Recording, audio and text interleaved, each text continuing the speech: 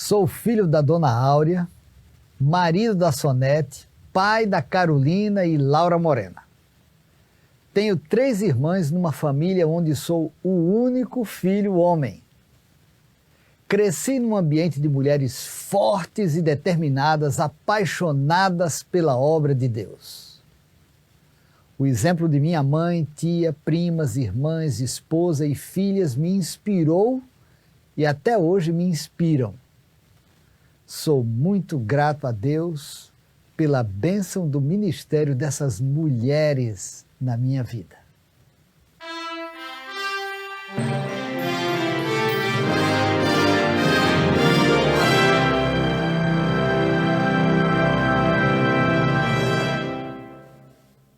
A palavra de Deus nos conta a história impressionante de Jó. Era homem íntegro e justo. Temia Deus e evitava fazer o mal. Tinha 7 filhos e 3 filhas e possuía muitas riquezas.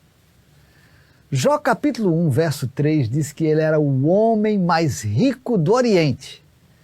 Jó vivia uma vida de oração e comunhão com Deus e constantemente intercedia por seus filhos e filhas. Essa era a prática constante de Jó. Ele não era abençoado por Deus só com riquezas materiais. Ele tinha saúde, uma família bonita e uma vida estável. Pois muito bem, um dia, Satanás questionou Deus. Será que Jó não tem razões para temer a Deus? Ele é muito abençoado e protegido por ti, mas faz o seguinte: estende a tua mão e fere tudo o que ele tem, e com certeza ele te amaldiçoará. Acho que Deus deve ter pensado profundamente nessa proposta indecente de Satanás.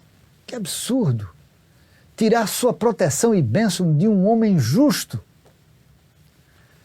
Mas se não o fizesse, Deus poderia ter ficado como manipulador do bem.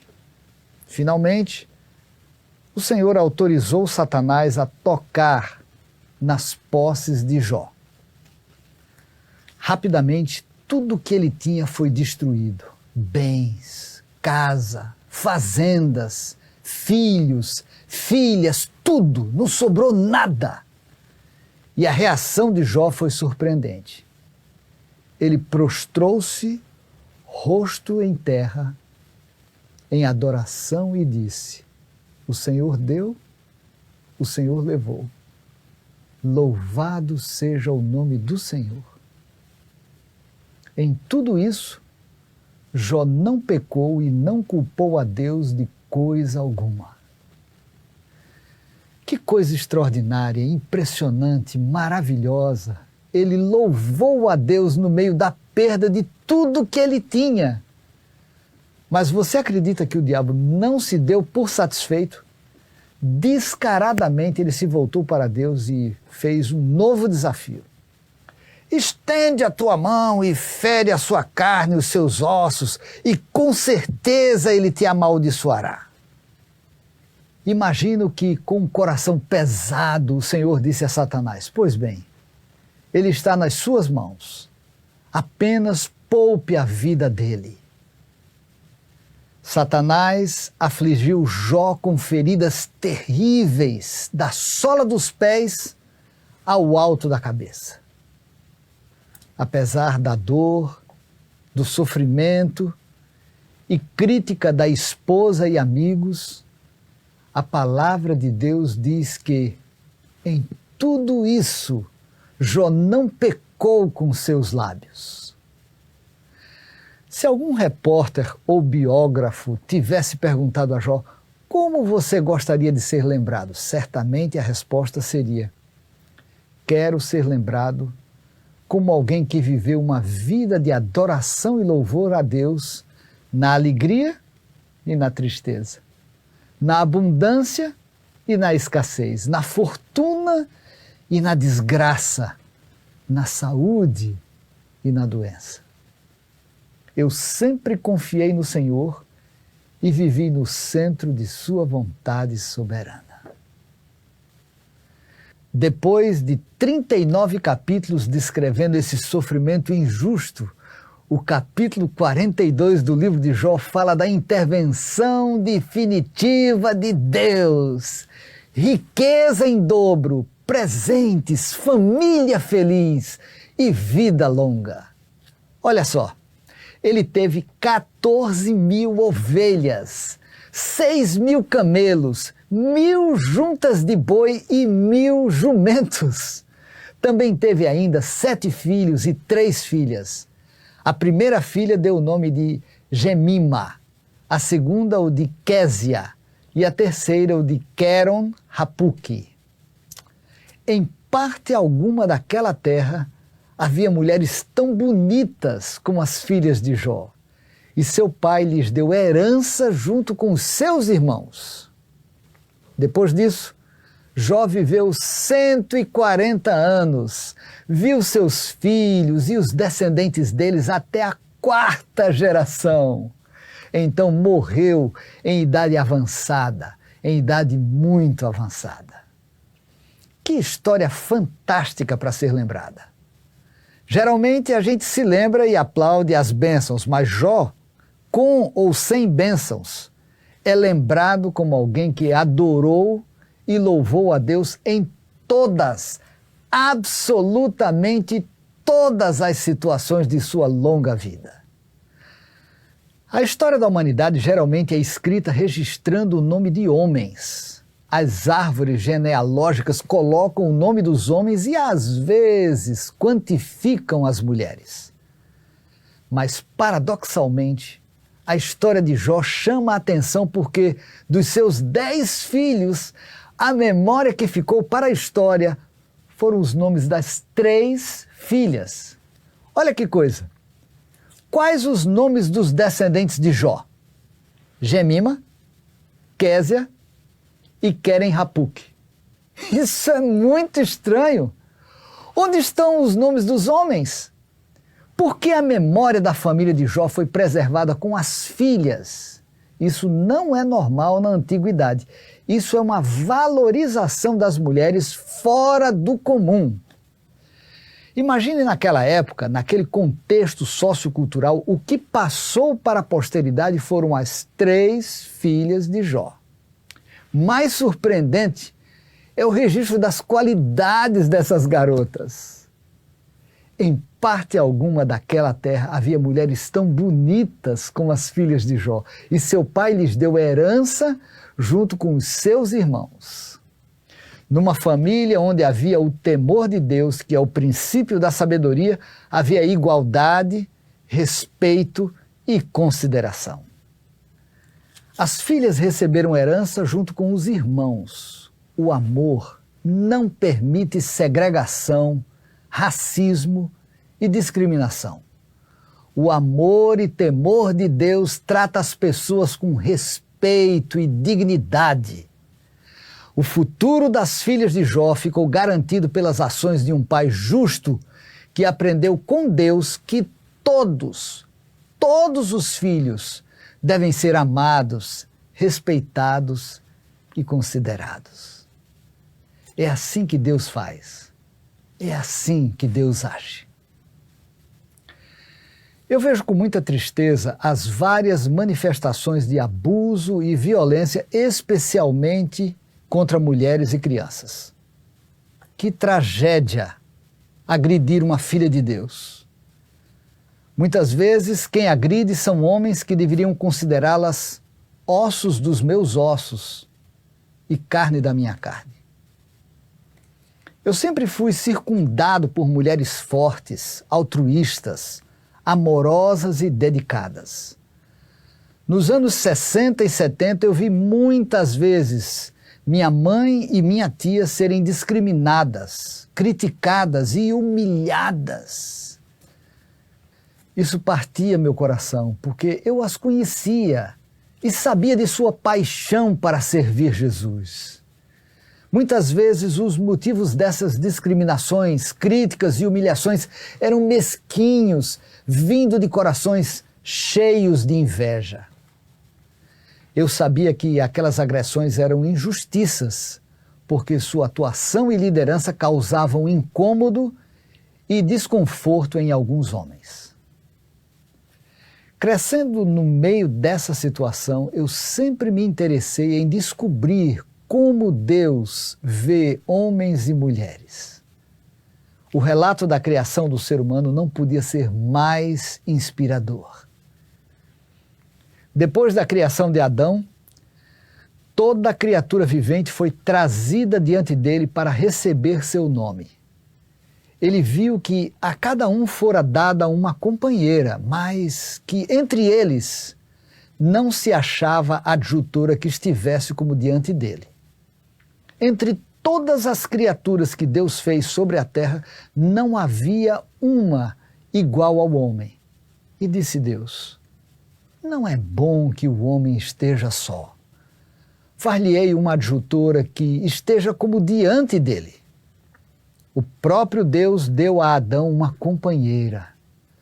Proveu-lhe uma adjutora, uma ajudadora esta que lhe correspondesse, a qual estava em condições de ser sua companheira e que poderia ser um com ele em amor e simpatia.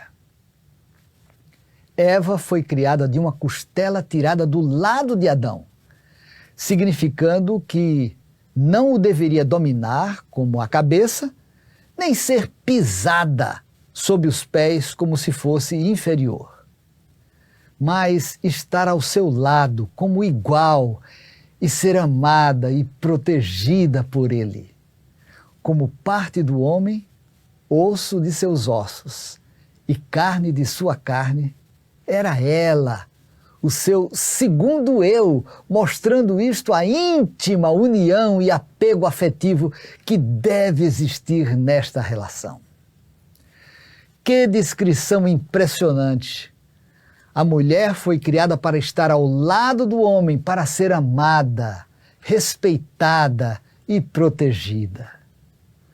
Durante toda a minha vida, sempre tive mulheres que me motivaram e inspiraram. Primeiro minha mãe, a Dona Áurea, depois minha tia Esmeralda, ambas profundamente dedicadas à igreja e apaixonadas por servir a causa de Deus.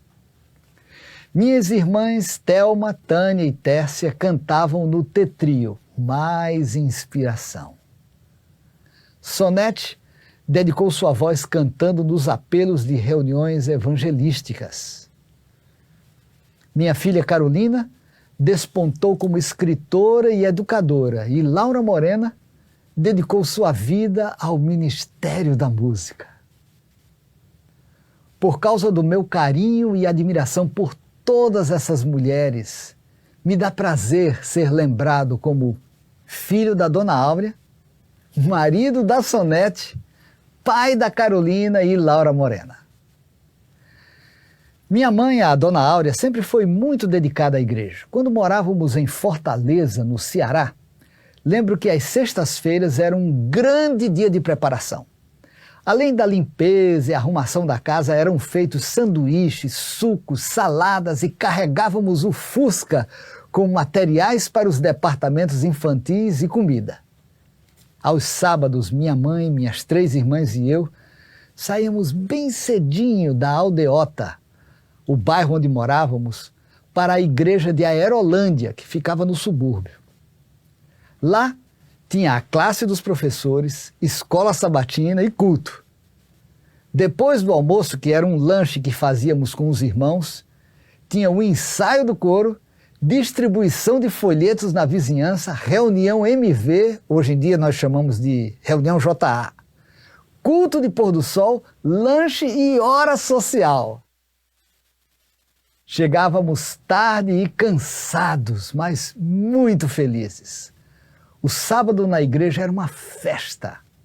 Na maior parte do tempo eu nem lembrava do meu nome. Todo mundo só me chamava de filho da Dona Áurea. Era uma mulher forte, determinada, mas muito dedicada a Deus. Uma inspiração. Minhas irmãs Thelma, Tânia e Tércia formavam o tetrio. Eu as acompanhava ao piano.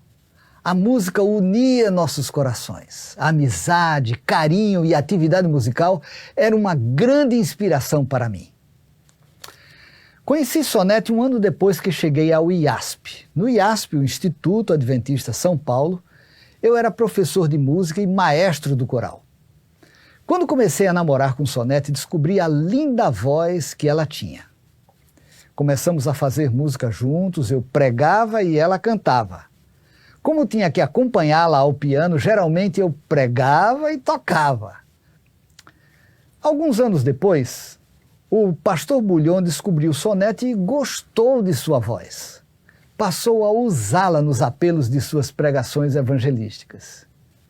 Que inspiração lembrar as centenas de pessoas que atendiam aos apelos de entregar a vida a Jesus enquanto Sonete canta. Acompanhando Sonete ao piano, eu sempre me emocionava ao ver aquelas decisões corajosas nos estádios e ginásios. Centenas, às vezes milhares de pessoas vindo à frente, aceitando Jesus como Salvador e Senhor. Naquela época, eu era conhecido como marido da Sonete. Anos depois, minha filha Carolina surpreendeu a todos nós com a ideia de escrever um livro para jovens adultos.